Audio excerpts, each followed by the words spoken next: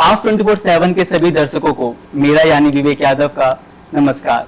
आज हमारे साथ एक शख्सियत मौजूद है। अगर मैं शख्सियत की जब भी बात करता हूं तो शख्सियत का मतलब हो जाता है नाम से बड़ा होना, ओहदे से बड़ा होना, अपनी कर्म निष्ठा से बड़ा हो जाना। ऐसी एक शख्सियत मौजूद है हमारे साथ। डॉक्टर नीलम वर्मा जी मौजूद है हमारे साथ। मैम बहुत बहुत स्वागत है आपका हमारे स्टूडियो में। धन्यवाद। मैम सबसे पहला क्वेश्चन मेरा आपसे यही होगा कि आप इस साहित्य उत्सव में आए, मारवा स्टूडियो में आए, तो यहाँ पे आकर आपको कैसा लग रहा है? इतनी युवा शक्ति यहाँ पे दिखाई दे रही है। I am feeling young. बिल्कुल मैम बात करूँ, यहाँ पे काफी ऐसे राइटर्स, ऐसे बच्चे हैं जो एस्पायरिंग राइटर्स हैं, जो लेखक बनना चाहते हैं, पोइट बनना चाहते हैं। तो ऐसी क्या बेसिक स्किल्स हैं जो आप उन बच्चों में देखना चाहेंगे? सबसे पहले तो उन बच्चों में एक अपना अंदर से एक इसका एनर्जी होना चाहिए, एक उनका अपना एक इसकी ओर झुकाव होना चाहिए। और अगर आप अच्छा लिखना चाहते हैं तो आपको अच्छा पढ़ना चाहिए। तो अगर आपने पढ़ा है अच्छे से और आपको पढ़ने का शौक है तो आप लिखेंगे भी अच्छा, अगर आपके भीतर उसकी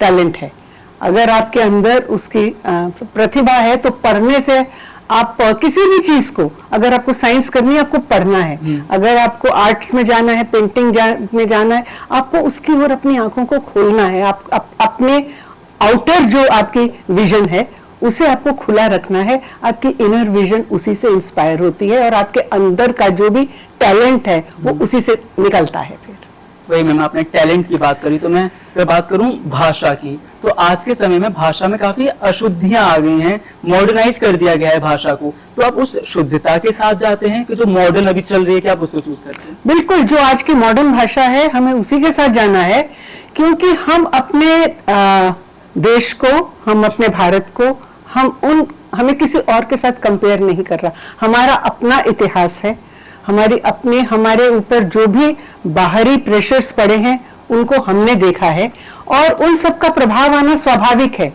और कई ऐसी कंट्रीज हैं जिनके ऊपर कभी किसी और ने शासन किया ही नहीं, तो उनकी संस्कृति कैसे चल रही है, उनकी भाषा कैसे चल रही है, उसके साथ हमें किसी को कंपेयर नहीं करना चाहिए।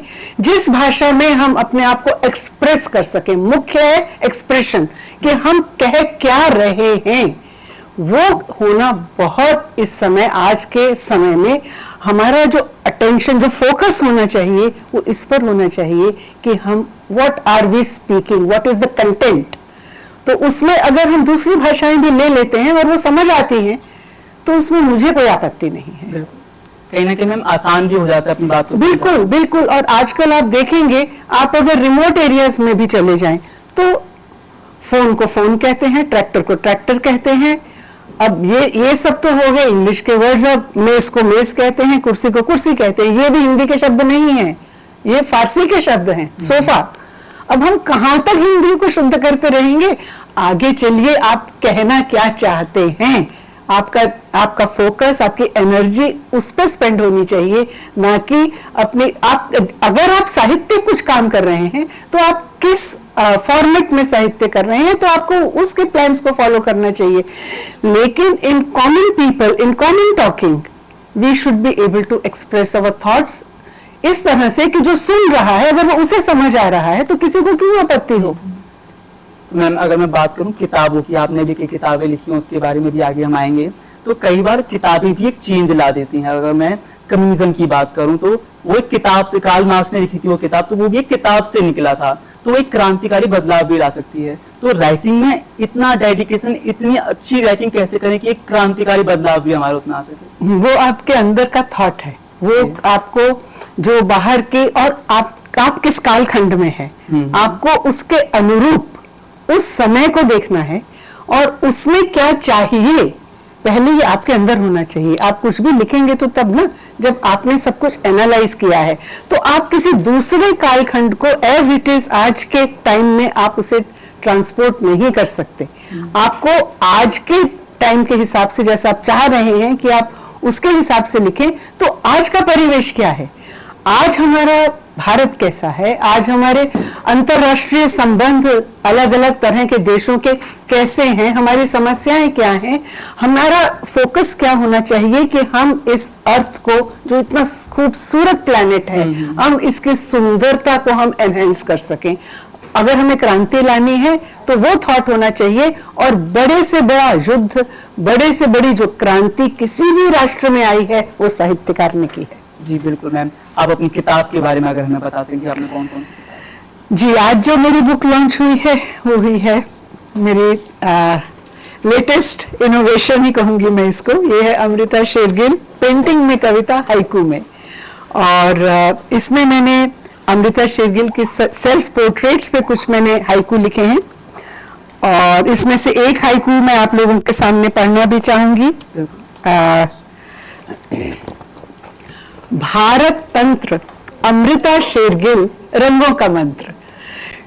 क्योंकि अमृता शेरगिल एक हंगेरियन कंट्री में पैदा हुई, और भारत में जो उसने पेंटिंग का जो काम शुरू किया प्रॉपरली, उसने एट द एज ऑफ 21 किया, and she passed away at the age of 28।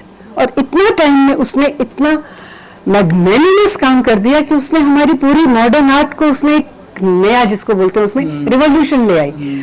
Amrita Shergill की जब मैंने डॉक्यूमेंट्री देखी तो उसमें मुझे कुछ ऐसे एंकर से सुनते हुए, उसके पेंटिंग्स देखते हुए मुझे कुछ उसके रंगों में, उसकी रेखाओं में, उनमें कुछ ऐसे एलिमेंट्स मिल गए जिनके ऊपर समीक्षाएं तो बहुत हुई थी, मगर मुझे लगा कि मुझे इसे कुछ ऐसे एक्सप्रेस करना है, जैसा आपने शुरू में कहा, कॉमन पर्सन, आम आदमी, जो ना भारतीय संस्कृति को अच्छे से जानता है, ना भारतीय साहित्य को अच्छे से जानता है, ना हमारी पेंटिंग्स की वैल्यूज को जानता है, ना हिंदी भाषा को जानता है। तो उसके लिए मुझे कुछ उस एक आम साधारण आदमी को के लिए मैं अमृता शेरगिल को कैसे इंट्रोड्यूस करूं कि वो उसे एंटरटेनिंग भी लगे और उसकी तरफ उसका पढ़ने का उसको झुकाव हो, वो उसको जानना चाहे। तो इसमें मैंने उसकी, जैसे बताया, कुछ उसकी सेल्फ पोर्ट्रेट्स पे मैंने एक एक हाइकू लिखा, और फिर उसकी मैंने कुछ खास जो सिलेक्टेड पेंटिंग्स थी उस पे मैंने 10-10 हाइकू लिखे। जैसे उसकी एक बहुत फेमस पेंटिंग है थ्री गर्ल्स, और उनका जो मैंने टाइटल भी जब मैंने हिंदी में ट्रांसलेट किया तो मैंने उसे लिखा नदियां तीन।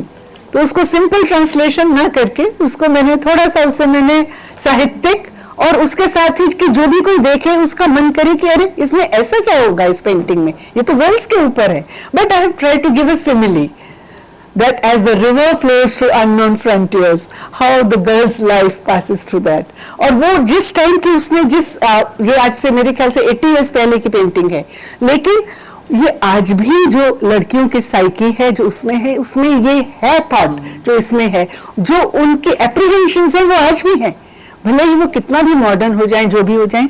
तो मुझे इस तरह से उसकी पेंटिंग्स ने प्रभावित किया, और उनको फिर मैंने ऐसे ढंग से मैंने उसे हाइकू की पोएट्री में लिखा कि वो कंटेम्परेरी हो जाए, वो ऐसा ना लगे मैं उसी टाइम की बात कर रही हूँ। तो they should be relevant, that how Amrita Shergill's thought and analysis of Indian culture, mind and heart is relevant even today.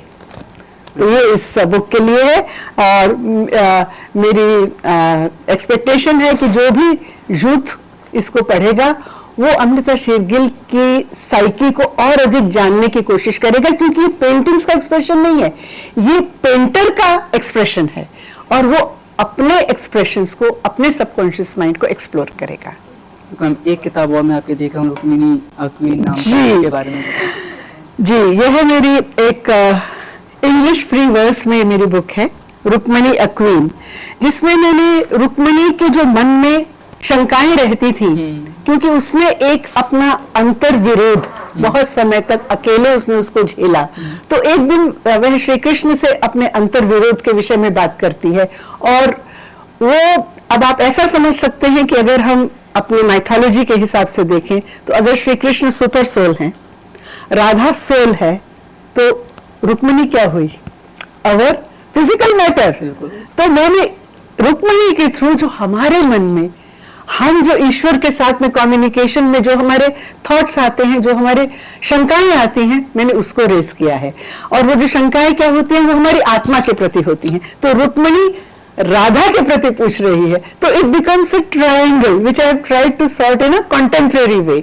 और वो कैसे श्री कृष्ण जो हैं उसके साथ में, because you know he is the biggest psycho analyst and he knows what is going on in the mind of Rukmani and how he brings her to face her own place in this universe। वो अपनी place को लेके कि मैं कहाँ हूं तुम्हारी जिंदगी में, मेरा अस्तित्व क्या है, वही हमारा भी है कि हम सब लोगों को आजकल जितने भी स्वामी गुरु वो सिखाते हैं अपने इस मटेरियल वर्ल्ड को छोड़ दो और अपना ये क्या स्पिरिचुअल जो है उस तक जाने के लिए मटेरियल होना पहले जरूरी है। हम जब तक अपने मटेरियल वर्ल्ड को खूबसूरत नहीं बनाएंगे हमारी कोई स्पिरिचुअल जर्नी नहीं हो सकती। This is the outcome of this book. Thank you so much ma'am. And वक्त का तकाजा है हमारे लिए, तो जाते जाते जो एस्पायरिंग राइटर्स हैं, पोइट्स हैं, उनको आप कोई मैसेज देना चाहें? बिल्कुल, आप जब भी लिखें खासकर पोइट्री तो उसमें आप जहां से भी शुरू करें जो भी, क्योंकि अक्सर क्या होता है ना, पोइट्री एक थॉट अपने आप आता है, मगर आप ये सोच के चलिए कि आपको इसको जब तक आप इसे एंड करेंगे आपको ऐसा कुछ इसमें लेकर आना है, और वो भी आएगा अगर आपका ये माइंड में है जो कि पढ़ने वाले को हैरान करता है। जब तक एक उसमें वो सरप्राइज एलिमेंट और कुछ ऐसा थॉट जो था सबके सामने लेकिन उसने देखा नहीं आज तक, उसने उसे महसूस नहीं किया, अगर आप इसमें कुछ ऐसी फीलिंग डाल सकें which is new, which is got a novel expression which we all feel, which we all know it is there, but we have not seen it, we have not come face to face with it. It should bring you and it should surprise the reader. Oh, this was there, I had not known it and I saw it all the time but I did not observe it. So ऐसा कुछ आपकी हर कविता में जब भी आप उसका flow, जब आप उसका फॉर्म करें तो कोशिश करिए कि अंत तक पहुंचते पहुंचते एक ऐसा पॉइंट आए जो कि आपकी छोटी से छोटी पोएट्री को भी क्लाइमेक्स की ओर ले जाए। बिल्कुल मैम, बहुत बहुत धन्यवाद हमें इतना समय देने के लिए, हमारी ऑडियंस को इतना समय देने के लिए। वेलकम। तो डॉक्टर नीलम वर्मा जी मौजूद थी हमारे साथ, आगे और भी मेहमान उसमें आपको मिलवाऊंगा। तब तक देखते रहिए आप 24/7 नोएडा।